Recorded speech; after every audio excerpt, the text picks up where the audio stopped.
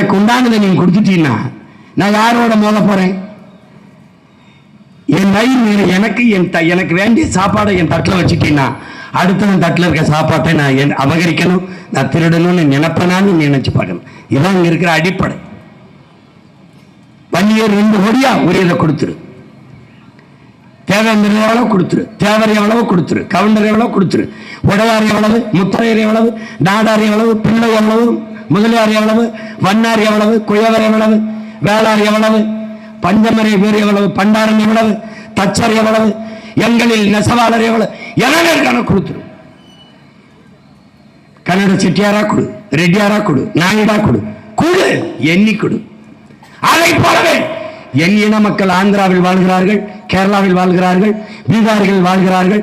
அங்கே என் இன மக்களுக்கு உரிய எண்ணிக்கைக்கான இடஒதுக்கீடு, இடப்பகிர்வை பெற்றுத்தான். இதான் சமூக நீதி. நாங்க ஏற்கனவே என்ன கொதிநிலையில இருக்கோம், என்ன கொள்கையில இருக்கோம்?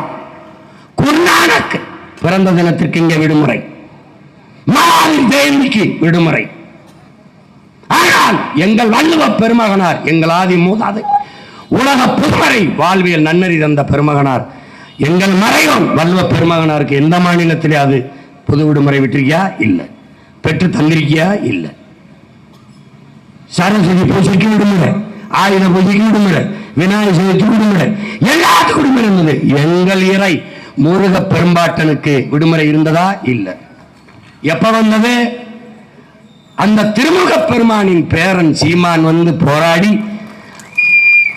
அது ஒரு தமிழன் எடப்பாடி பழனிசாமி முதலமைச்சராக இருக்கும்போது வலியுறுத்தி அதை பெற்றுக் கொடுக்க வேண்டிய நிலைமை இருக்கு. புரிஞ்சிருச்சா? நீ எந்த அளவுக்கு இருக்க? எஸ்டின்னு ஒண்ணு இருக்கு, ஷெட்யூல் டிரைப்ஸ். ஆதி குடி உன் குடி குறக்குடி. நாம் எல்லோரும் மான தமிழ் மக்கள் மறக்காமல் சொல்லணும், நாங்கள் எல்லோரும் குறப்பைய மக்கள் தான். குறவர் குடியில் இருந்துதான் இத்தனை குடி. அந்த குறவர் குடி ஷெட்யூல் டிரைப்ஸ், குறவர் இருளர் எவனுக்காவது இன்னைக்கு வரைக்கும் காட்டு நாயக்கர் அந்த சாதி சான்றிதழ் வாங்க முடியல. குறவர்களுக்கு சாதி சான்றிதழ் இல்லை. உங்கள் மகன் சீமான் வந்து இதே திருவண்ணாமலையில போராடி 3000 குறவர் பிள்ளைகளுக்கு சாதி சான்றிதழ் வாங்கி கொடுக்கிற நிலைமையில இருந்தா இந்த திராவிட நிலைநாட்டிய புதுமை சமூக நீதி என்னன்னு நீ பார்த்து ஒண்ணும் கிடையாது. குடும்ப அட்டைக்கு 10 கிலோ அரிசி, முதல்ல அட்டை வேணும்ல, அட்டையே இல்லை எனக்கு, அப்புறம் எப்படி போய் நான் வாங்குறது? எப்படி வாங்குறது? இதுதான் இங்க இருக்கிற சிக்கல். அதனாலதான் நீ சாதி வாரி எங்களுக்கு கணக்கெடுத்துடு.